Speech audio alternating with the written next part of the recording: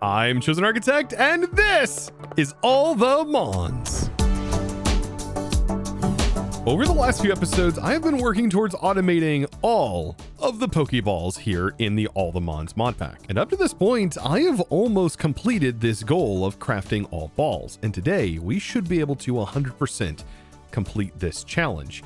Now, what I do plan on doing, though, is diving a bit deeper into Create, because the one thing holding us back is going to be sturdy ball mechanisms and also a little bit more Create that's going to be required to make what is the ancient origin ball, which is technically the ancient master ball. So I hope you're strapped in and ready, because today we are going to be diving into ways that we can dive deeper into Create more efficiently and much faster than just using the base mechanics of Create itself. And let's also not forget that we have the rest of the ATM team to take on today. Now, casing's going to be something that we need a whole lot of, and technically I did make a spell that can do casings. For example, pantomime, place block, cut, amplify, we have apply, and then we also have the ability for ourselves to break and then auto pick up the item. And whenever we do this and click, it automatically creates casings, no matter what the offhand item is. This was just to do things manually, but faster manually. I technically want to be able to do this quickly and automatically. And yes, you can technically automate spells with spell turrets, and you could trigger this with some redstone, but what I'm thinking is using something much more similar to the setup we have here with the Just Dire Things. However, we do have to make a few changes in order for this setup to work. See, thankfully, we've already covered the stripping of logs, which is done here. And all I have to do to be able to automate stripped logs is by placing in a log and then saying, hey, stripped is what we get back as a product. And then I can place that in here. Then we have to take an actual stripped log, which is going to be the next step, which, by the way, I should be able to strip also with this spell. Perfect, without it fully resolving, and then place this into the filter. And now I can request a ton, and I mean a ton, of stripped logs, and it happens very quickly. I want my casing to also be this fast. Now, things get a bit more complicated whenever we try to make casings in a simpler manner than this side over here. Now, we are going to be placing a block, so a simple placer works, and we are going to be clicking something onto the block, but when it comes to the pattern, instead of just sending one item, we need to pull two items that need to be sent out. And so we're going to have to tell those items where to go, because it is a little bit harder to send particular items into this when I believe just about any item can go in this slot, including things that are not blocks. Now, in my opinion, one easy way that we can handle this is instead have the pattern provider send the ingredients into this modular router, and then we can limit how much gets actually sent by utilizing a locking mode. So then all we have to worry about is our sender module, which will send to the front, which will send the blocks, and we just need to just define what block is going to be sent here. And in this case, it should really only be one block, and that is going to be an allow only for stripped logs. And then we're going to have another sender module, which is then going to be more wireless, which is going to send up here. Now, this one is going to have a bit more items that is going to be required to be inside of the filter, because this is technically like all of the catalysts that get used for making Create casings. For example, andesite alloy will have some brass, some copper, and also some sturdy sheets. But by the way, this setup should be able to work for anything that utilizes the manual item application setup. Now, just like the other side, we are going to be utilizing a sub-network. So we are going to use an annihilation plane, and then we're going to use a storage bus. So let's make one of those really quick. And the storage bus is again where we are going to set our filter. So we'll bring this in, and then we need to make this a just powered little subnet. So we'll use right here the quartz fiber. And you notice this, by the way, pulled it in, but we do want to filter specifically what it can pull in by putting the casings inside of here, because the only thing we want to go into here to be pulled in is the casings. Now inside of the modular router, I've got the speed upgrades. Everything should be set. We can lower these down to keep in mind if you are playing on a server, probably keep them at 20. That is going to be more than enough if you want to keep this server friendly. Remember, server friendliness is really just up to you on a lot of things. A lot of machines allow you to set your speed, and that is really up to the player, honestly. And down here, same goes for this. You can make this not run as fast if you put this in eco mode, but because I'm playing in single player, it really doesn't matter at the moment. I'll say though, AE overall is quite server friendly. One last thing that's needed to do, because we are using this system in this particular way and sending the item back in, once it is completed, locking mode should work just fine in this scenario. And all we have to do now is build out our pattern. And our pattern is going to look like this, where we have a stripped log that gets sent. We will use the alloy. And I do recommend having like the stripped log that you are using. And in my case, I am using stripped spruce because that is the log that I chose overall to use for most of my crafts. And this is it. So as soon as we place this in the pattern, we should now be able to request this from create and request a few of them. And the goal is that this will send out the ingredients. Interesting. Wow. It happened so fast that I didn't actually get to see it take place apparently, but it does work. So yes, if I go ahead and start it, you can see that this is working. It is taking the items and then sending them out. Perfect. Now it may seem slow at the moment, but I am going to show you a special trick once I get all the patterns made. And that special trick, now that all the patterns are made up, is to take them and put them inside of a pattern modifier from Extended AE. So with this pattern modifier, we can adjust how many it sends out at once. And I kind of want this to do 64 at a time if it can, or even 32. Let's just say 32. So let's multiply this and keep multiplying it until the numbers on here say 32. And in this case right here, this is going to send out batches now of 32 per operation, which should make this whole thing go a bit faster. So now if I request casings, even if I request one, it is going to send a batch of 32 out, and it should be a bit faster. Yes, it takes just a moment, but as soon as it sends both of those items out, it is then ready to go. Quick note with this, you just don't want to make the setup send more than 64. If you do, then it will kind of break the whole setup because of this buffer slot. You need to make sure that it can expel the items, and this can only hold 64 items, so you need to make sure that you limit to at least that. So perfect. Casings are now done, which means that we can make just about anything we want with create and auto crafting. But now we're still missing one component, stress. And I have solved that by using ours, which I did use up here by utilizing this right here, a source motor. But there's actually another motor that we can create that just uses RF power. And because we've automated casings now, actually making these crafters are so much easier, and they are going to be required, by the way, to make this motor. And what motor? The electric motor. This right here is going to require 12 crafters. So all I have to do is say make 12 of them, and all of my processes are going to kick off, including making the casings, which take a moment, and there it goes. It is so fast at making cases. Now, this is something that I like to set up sort of temporarily, and you can place in your crafters by connecting them to each other. And if you set them up like so, this should be rather easy to not even need to use a wrench for, so long as you follow the guide and you set it up in the same pattern that is defined here, making sure they all ultimately link down into this inventory. And I'm going to bulk craft these. About a stack of them is what I'm going to make. And so a way that you can technically automate this quickly is by just placing in hoppers and leaving a space so the hopper doesn't drain into the other hopper, and then making sure on the back you define them just like this too.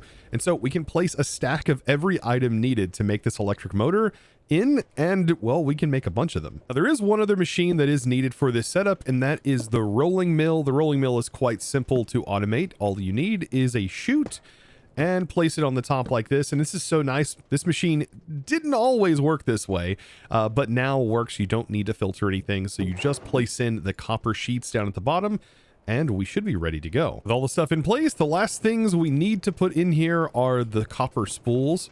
And I'm about to have myself 64 motors ready to go. Look at that. So now that we have easy rotational energy, we can start to automate things, for example, like the sturdy sheets. And this is a pretty easy one, but it's going to be our first introduction in this case, which is going to be used for the ancient balls to do spouting. Set this up, we will take our spout, place it down, and then also get our presses in. And we just need to send here, and then also make sure we take the product and then just kind of send it back to our pattern provider. And I think this would be a nice one to just kind of have on request. And much like I've shown before, I think taking the barrel, for example, that is right here, and using that to then send the required items out would be the correct way to do this. And then we can use something like a modular router to pick this up, the finished product, on a depot. And so we can shorten this belt quite a bit. And depots, well, they're kind of useful. I really do like depots here. So the finished product will just end up going here, and then we can modular router that back into our applied logistics, or use an import bus, really doesn't matter. And you know what, just to show that you don't even need to use modular routers, it can be quite simple in its operation. I mean, I'm just going to basically take this and just route it back using the pipes mod, because all we're looking for here is just the simple completed product, which ends up going here, and then we're routing this back to avoid using extra channels. So I'm going to go ahead and slap a gate onto the motor, and then we just want to make sure to rotate this, and it just works kind of like a creative motor that utilizes power. We'll set it to 256, and I have gotten a lot of questions about why do I use gates and not flux networks, and it's because I don't have to click multiple times. It is just simply plug and play. You place it on there and you don't have to click to configure anything. It is just ready to go, which makes this so much more convenient. Now we do have to hook in our cables, and I'm going to run this down, and over here we can use an export bus to send infinite lava that we currently have out, which is going to make this so much easier than managing any other kind of fluid setups with Create. So lava, just export it out. And we're going to use this similar mechanic for other things. Oh, and I definitely recommend putting some speed upgrades in here just to make sure that it constantly refills. This would end up being probably the biggest bottleneck. Just slap some casings on the bottom here, which aren't necessary, just kind of makes it look nicer.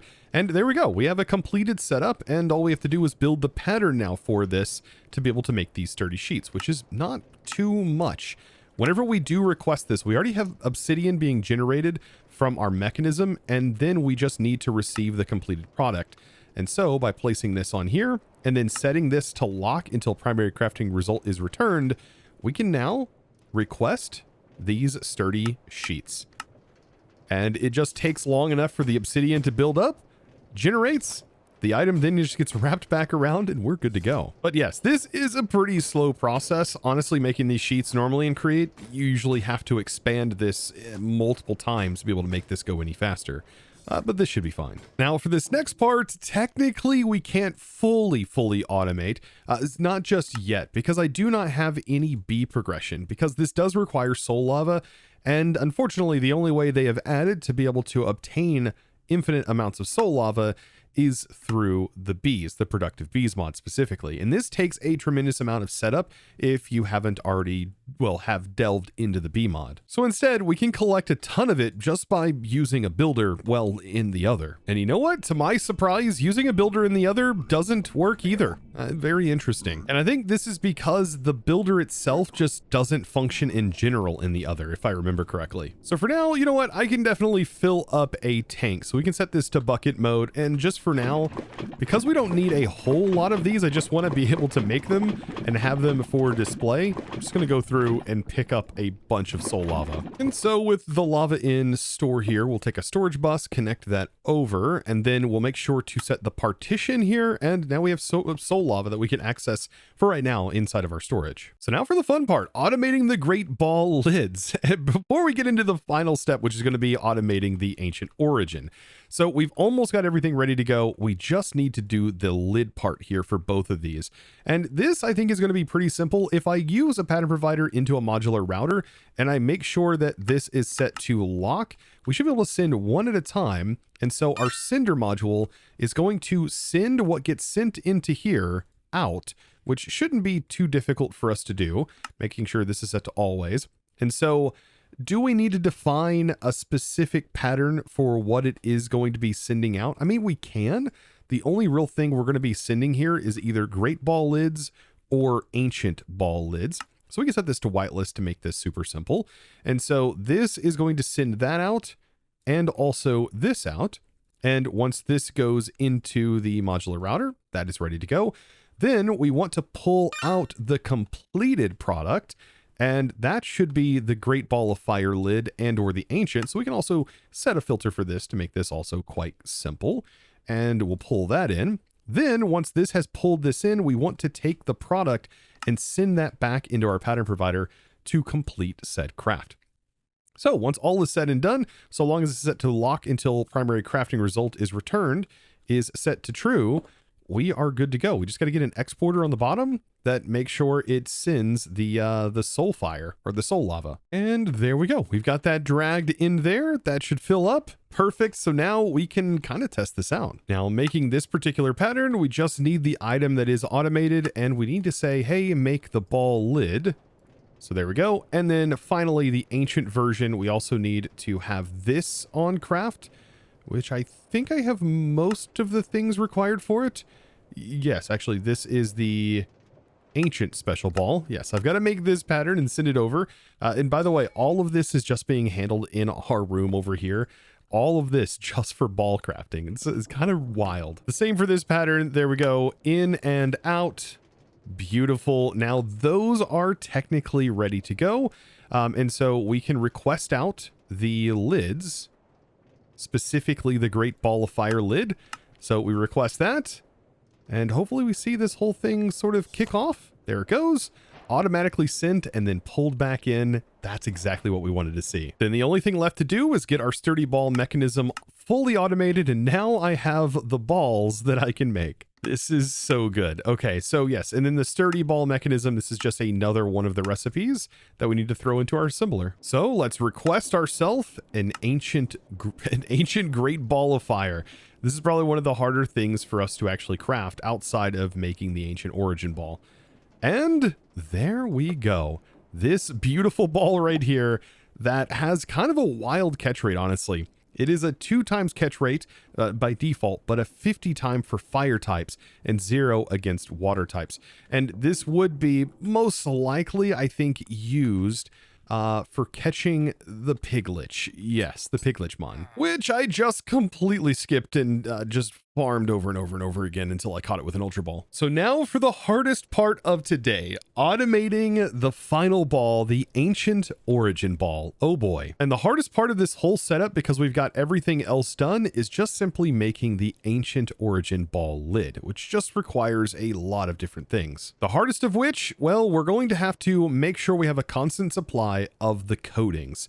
To be able to make the coatings, we need to actually use tumblestone dust, and they didn't add any other way other than just using crushing or milling to get this. Now, because I don't want a whole lot of crushing wheels around, I am going to be using mills, but mills have their own problem. If you send too many items into it, well, those excess items that you're sending into it will be voided, which is kind of a problem for this particular setup, and we may have to come up with a solution for this. And my thought process behind this is I kind of want each of these to be on their own sub-network, and this is going to make things a little bit more complicated, but each one of these are going to have their own storage bus that is connected, and so yes, we are going to get that recursive networking. And like I said, I want to have this be able to read from the interface. So storage buses allow subnetworks to see and handle all of the items that are in the inventory, which is kind of cool. So in that case, what we can do is we can then export and also run some checks and also make some connections down here to pull lava, for example, out of here. But now I also want this subnetwork to be able to pull items out. So we're also going to need more storage buses, because these crushers are going to contain their own inventory. And so I am going to use a storage bus on here to allow the exporters to function down below. And this is where things are going to use so many more channels than I would be able to use off of one simple network. So having this setup is going to work out really nicely. Getting the cables connected in, well, this is going to connect up, and we can use quartz fiber to block the connections. This will work just fine here. And you can see this is considered one network that's only using 3 channels. Well, I mean, technically it's going to have 4 channels because yes, we have to have that exporter up at the top. Now you can use the ME stock export bus, by the way, from advanced AE for this, but I really wanted to show off doing it with base AE too. Now also at the top, I'm going to have some redstone control because like I said, I don't want to be voiding our tumblestone. Like I would prefer to prevent that from being voided. So once we hit a certain threshold in the amount of fluid that we have, we're probably going to want to shut this off. Or we can check if we have a certain amount of dust that is built up inside of here, then we can shut it off. To auto shut things off, we can utilize a level emitter. And that's why I have these sort of blocked off so they're within their own network. And to make the exporters controlled by redstone, we can put in some redstone cards. Now, because this is reading, we should be able to send water out of this, no problem at all for all of them. And if all is well, yes, water will start filling up, even though it is reading from a separate network, right? It's reading from our main network, even though it's on its own line. But it's also going to be reading from its own network here. And I do want to go in order that we currently have this listed. Let's see. Actually, I want to go in order that we have this over here listed. So we're going to go with black, then the orange, and then the sky. Okay, so let's go ahead and put that in here. So we'll do black tumblestone. This one is going to be the orange tumblestone. And then we're going to have sky tumblestone. And perfect. This is now sending in, which also lets us understand the redstone mode that we currently have it in. Currently it's in always active.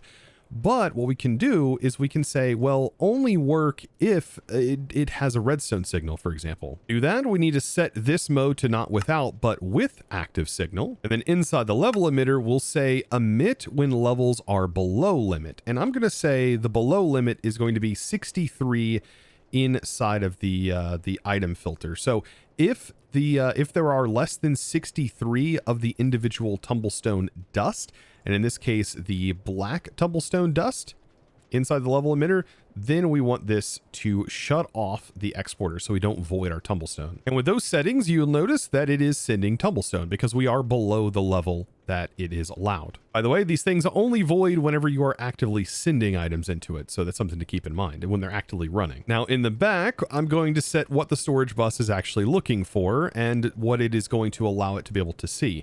And so in this case, we will do the dust for all of them. We're just about ready to kick this off. I mean, I'm pretty excited for this whole thing. And so we'll send that there. That turns all the mixers on, the crushers on, and the whole process should start running. Now, something that it is going to do, it is going to build up. You can see a lot of dust is building up. Once it hits that limit where it can no longer store anymore, that's where it will start voiding. But we shouldn't have to worry about that because, like I said, this level emitter isn't going to allow any more in until that level drops below the 63. I gotta love all of the redstone logistics. It's so good. So then the only real thing left to do is to also take the dust and add it to the exporter while setting it to round robin scheduling mode. So there we go. We'll take this. As soon as I put this in, it should be able to accept it and see that it's in our network and pull it directly from the millstone. And that creates that tumblestone coating. Then we can use something like framed drawers, for example, to pull fluids in from. So I can take this, pull that particular fluid out, then place it in here, and then make sure to lock that drawer. And with it locked, we can then use like a puller card to automatically pull into the fluid drawer. And with that, this will now be automated, which is awesome. And then with it added to our network, we can now see it inside of our storage and use it anywhere else. And just to put this in perspective, all of this is literally just using a single channel off of our main network. How neat is that? Now, the next step in making the lid one of the hardest parts of the entire setup, as it is a little bit different from everything that we've already done, is to, well, get all of the fluids that we just made over into these spouts and get ready for, well, processing just a single redstone lid and looping it twice, which is the first time that we've actually had to loop things. But it's not going to be too much different from what we've already done. And you know what? Because this is the only thing that we are going to be sending items with, we can just do all of this by simply filtering specific items. So first thing we need to do is we need to receive the items in a particular list order. And that list order is, well, we want the top stuff to be filled first. So netherite scrap should be the first thing in our list whenever we go to create this ball. And so the netherite scrap, we need 2 of them specifically. There's only one place for that to go, and that is, well, this deployer right here. And so I will make sure this is the first thing in the list, and then we'll just set scrap as the filter. And with that set up, perfect. Our sender card is now done. That sends in the scrap in the recipe. After that, we then want to take the ball because everything else is just supplied by making sure it constantly stays filled. So the ball lid is the only other thing sort of left to make sure that we have a sender card for. And so I'll drag that into here, make sure it's set to whitelist. And this is going to send into the barrel, which is going to drop it onto the belt for it to be processed. Next, because we need to pull this and send this in a loop, well, we're going to want to take the product that is not the completed ball, and we need to make sure to send that back into this barrel. So we'll do a pull and we'll make sure that we set a blacklist on the completed ancient ball lid to make this not pull anything that is this ancient ball lid. And then we'll make sure to set that up in here.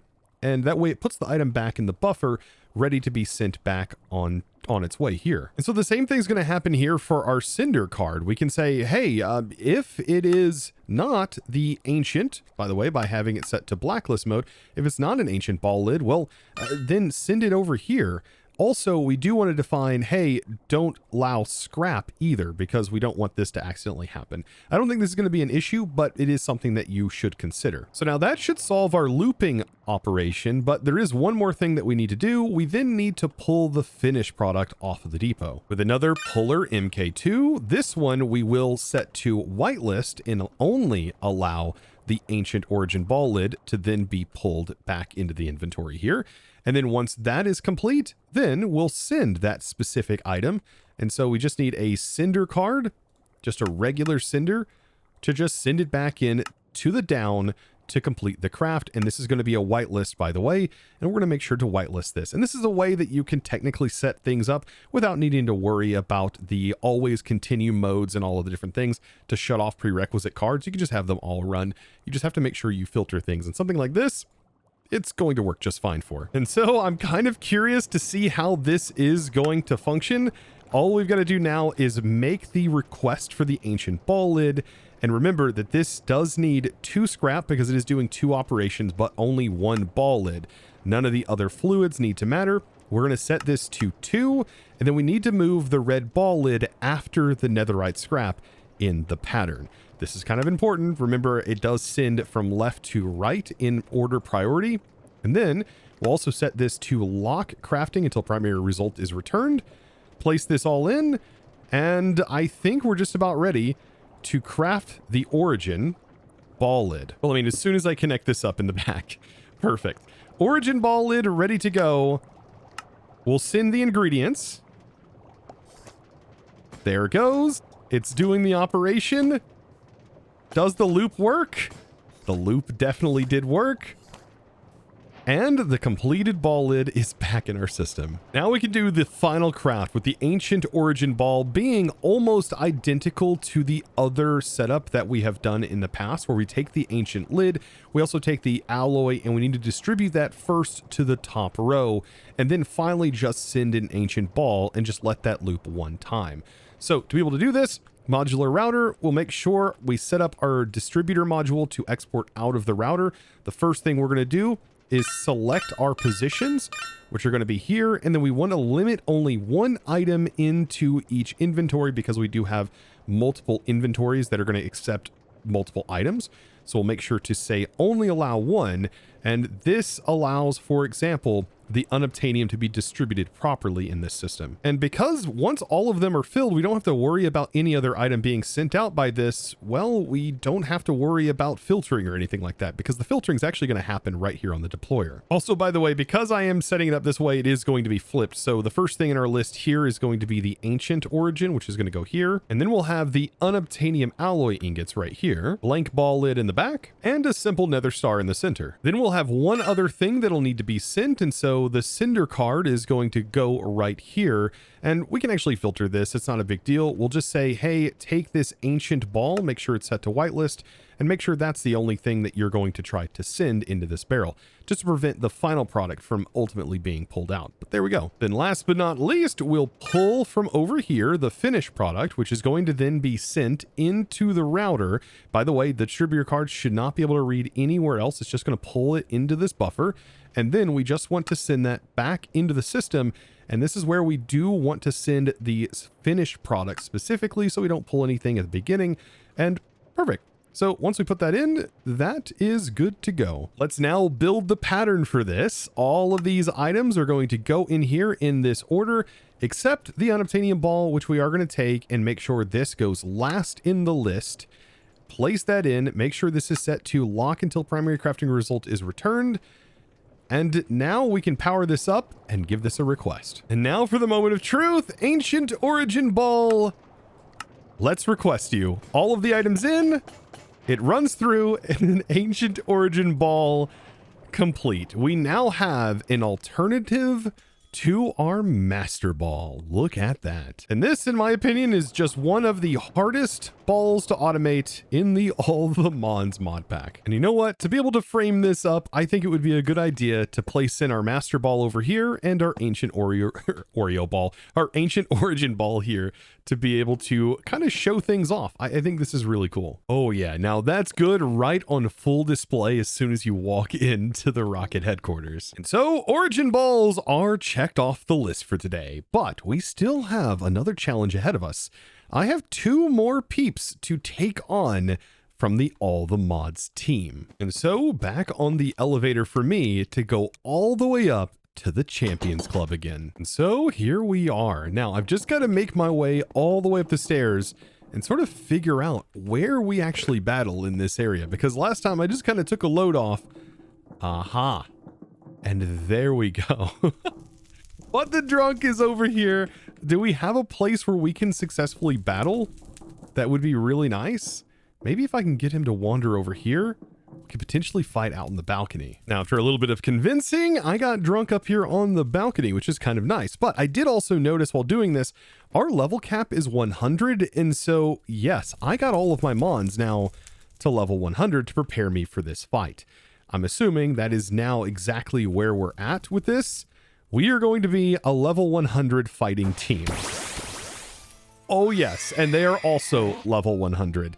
Okay, so let's get this on. All right, so first thing I think I want to do, because it's Slowpoke, I'm going to actually switch out, because if we do Trick Room, they are going to go first. It is just how this is going to work. So we'll switch out to Toxtricity right off the bat. I'm going to also... they grew, Toxtricity grew Drowsy. That's not good. I'm going to see if I can't prevent that. Okay, so Slowpoke is out. Does that mean I am going to go to sleep? I don't actually know. Now he's got Slowbro. We'll hit him with another one. And I am definitely asleep. This is not good. This is not good. I mean, we still have Gigantamax. They use Psychic. You know, if I would have went first, this probably wouldn't have happened, where I would have been put to sleep. But there we go. We're actually awake now, so this is so much better. Okay, so back to Slowbro again. Our health has dwindled significantly. We're going to have to get creative here, because we're probably going to get hit quite a bit. They used Ice Beam. Yep, that hurt. Okay, what should we use against this? I mean, ground type moves are going to be pretty effective. And we can't do our Trick Room setup. So Salamence might be the go-to right here, but Ice Beam is going to wipe Salamence. Charizard, though, on the other hand, Charizard also knows Earthquake. And I think Earthquake would be a good potential move, but I don't think Mega Evolving would be the go, because we'll get hit with Ice Beam. So I am going to Earthquake him.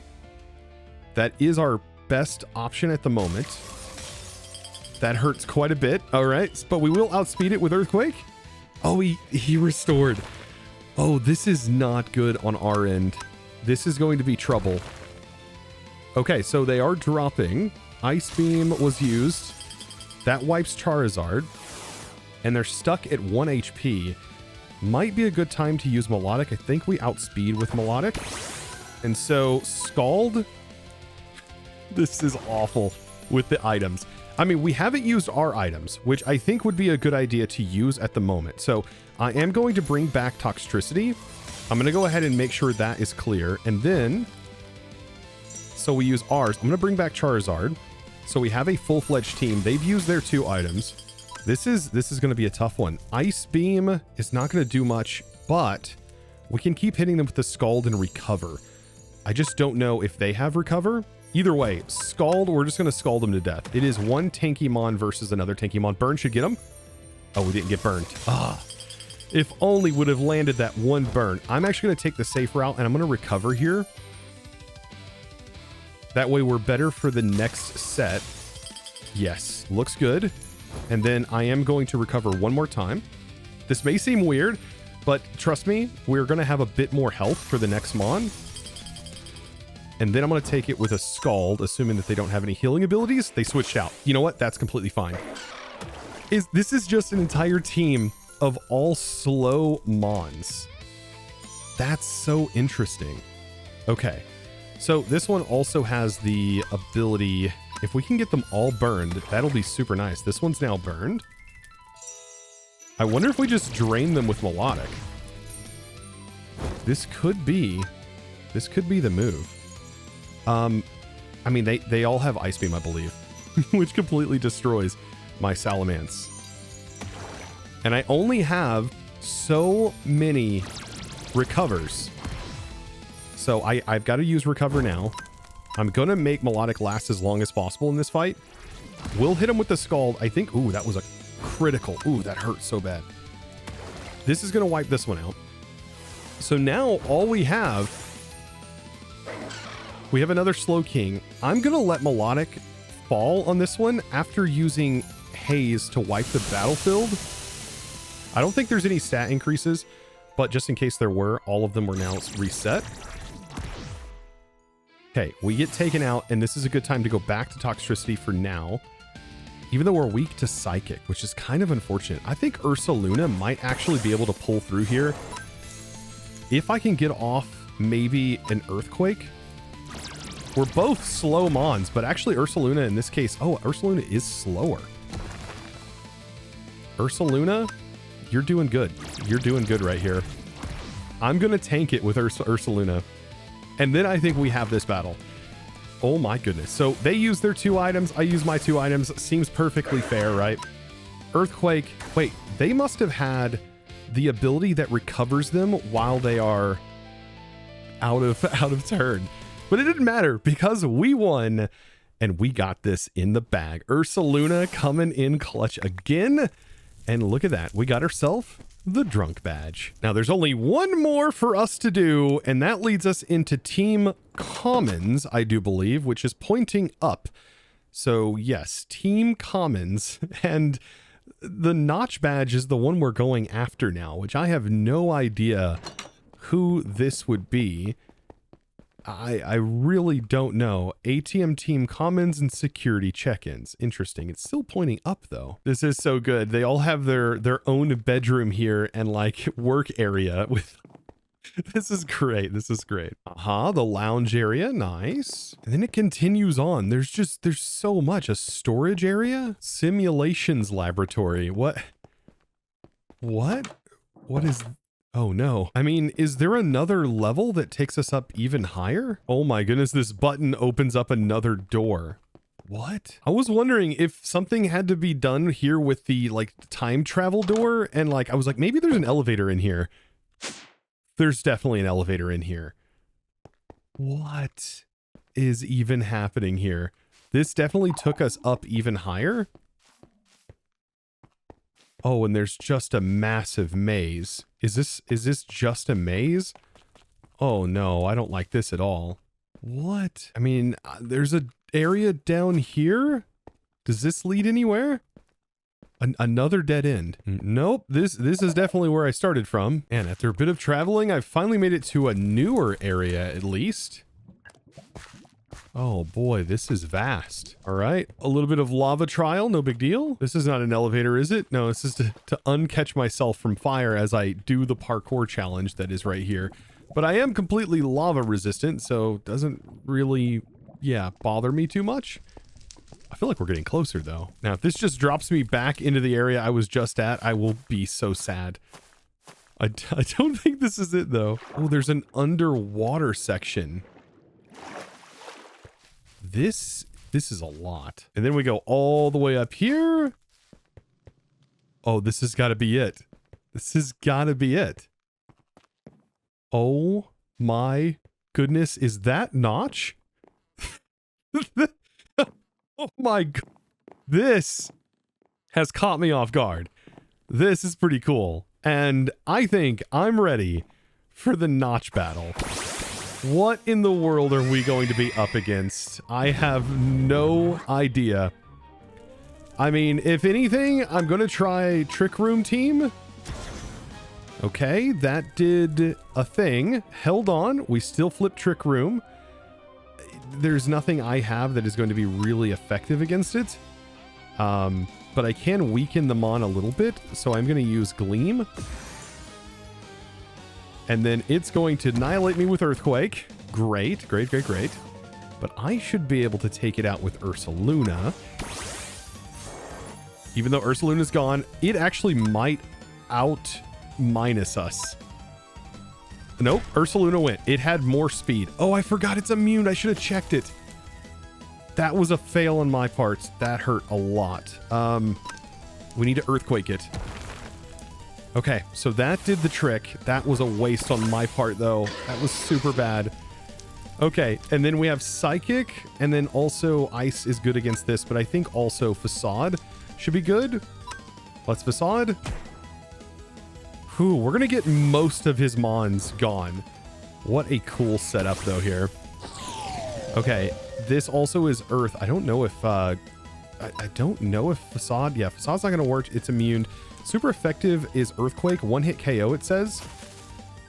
But no, we're taking out. We're taking out pretty quick. Okay, Charizard, we may be good. It does resist ghosts and fire types. And so I'm thinking hit it with Earthquake.